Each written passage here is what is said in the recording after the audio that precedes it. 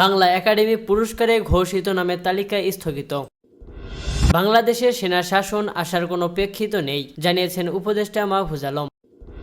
নতুন উপদেষ্টা পরিষদ গঠনের দাবি নুরুল হক নূরের। সর্বশেষ জানিয়ে দেব, পাচারের উদ্দেশ্যে জড়ো হওয়া 16 জন উদ্ধার, আটক করা হয়েছে দালালকে। এতক্ষণ শুনছিলেন সংবাদ শিরোনাম, এবার বিস্তারিত। বাংলা একাডেমি পুরস্কারে ঘোষিত নামের তালিকা স্থগিত করা হয়েছে বলে জানিয়েছেন সংস্কৃতি উপদেষ্টা মোস্তফা সরোয়ার ফারুকে।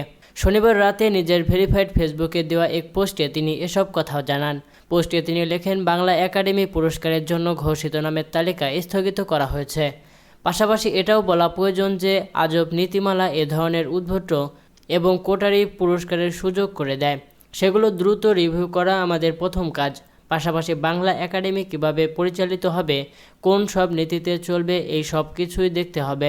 একাডেমির আমূল সংস্কারের দিকে আমরা যাব। এখন দেশের সংস্কার হবে, বাংলা একাডেমির সংস্কার কেন নয়। এর আগে গত 23 জানুয়ারি বাংলা একাডেমি সাহিত্য পুরস্কার 2024 এর জন্য 10 জন কবি ও লেখকের নাম ঘোষণা করা হয়। বাংলা একাডেমি নির্বাহী পরিষদের অনুমোদনে মহাপরিচালক অধ্যাপক মোহাম্মদ আজম স্বাক্ষরিত বিজ্ঞপ্তিতে এ পুরস্কার ঘোষণা করা হয়। পুরস্কার প্রাপ্তরা হলেন কবিতায় মাসুদ খান, কথা সাহিত্যে সেলিম মোরশেদ, নাটক ও নাট্য সাহিত্যে শুভাশিস সিনহা, প্রবন্ধ গ্রন্থে সলিমুল্লাহ খান, শিশু সাহিত্যে ফারুক নওয়াজ, অনুবাদে GH হাবিব, গবেষণায় মোহাম্মদ শাহজাহান মিয়া, বিজ্ঞানে রেজাউর রহমান, মুক্তিযুদ্ধে মোহাম্মদ হান্নান এবং ফোকলোরে সৈয়দ জামিল আহমেদ।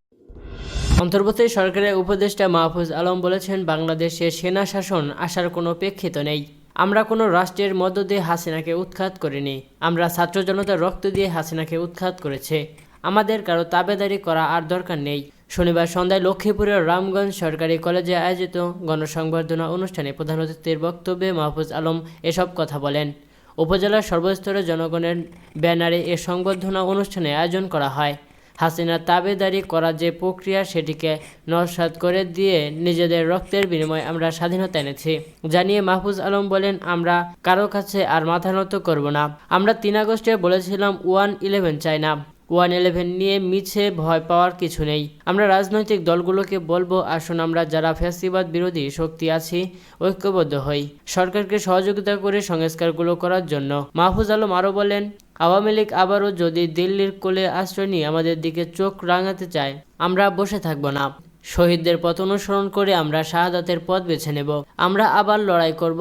আমরা শুধু আওয়ামী লীগের ফ্যাসিস্ট শাসন ব্যবস্থা উৎখাত করে সন্তুষ্ট নই, বরং আওয়ামী লীগ ফ্যাসিজমের যত বৈশিষ্ট্য বিভিন্ন প্রান্তে প্রশাসনের, শিক্ষা ও সাংস্কৃতিক অঙ্গনে রয়ে গেছে, তাদেরকেও আমরা বিচারের আওতায় আনব। তাদেরকে বিচারের আওতায় এনে শহীদদের আকাঙ্ক্ষা বাস্তবায়নের দিকে এগিয়ে যাব।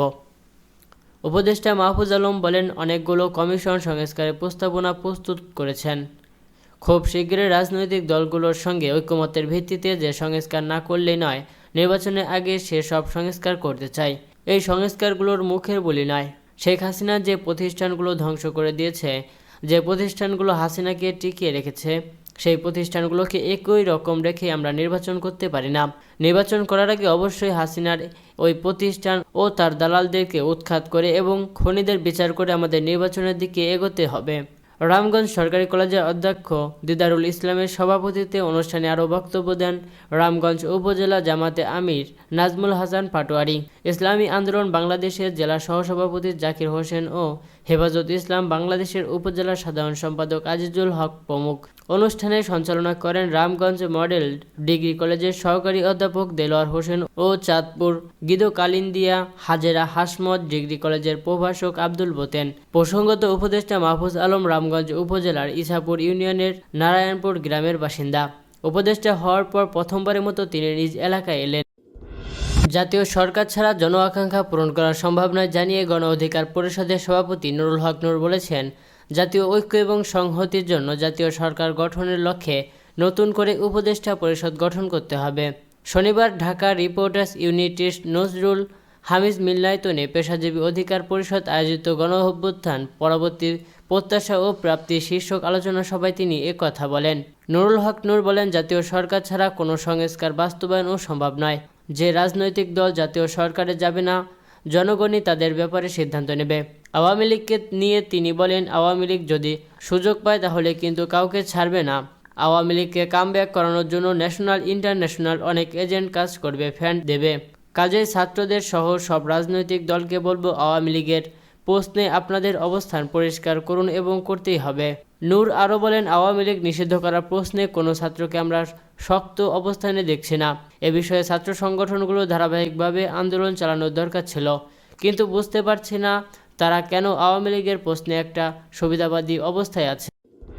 কক্সবাজার টেকনাফ উপজেলার সাগর উপকূলবর্তী পাহাড়ি এলাকার গোপন আস্তানা থেকে মালয়েশিয়ার পাচারের উদ্দেশ্যে জড়ো করা বাংলাদেশি নাগরিক ও রোহিঙ্গা সহ 16 জনকে উদ্ধার এবং এক দালালকে আটক করেছে নৌবাহিনী।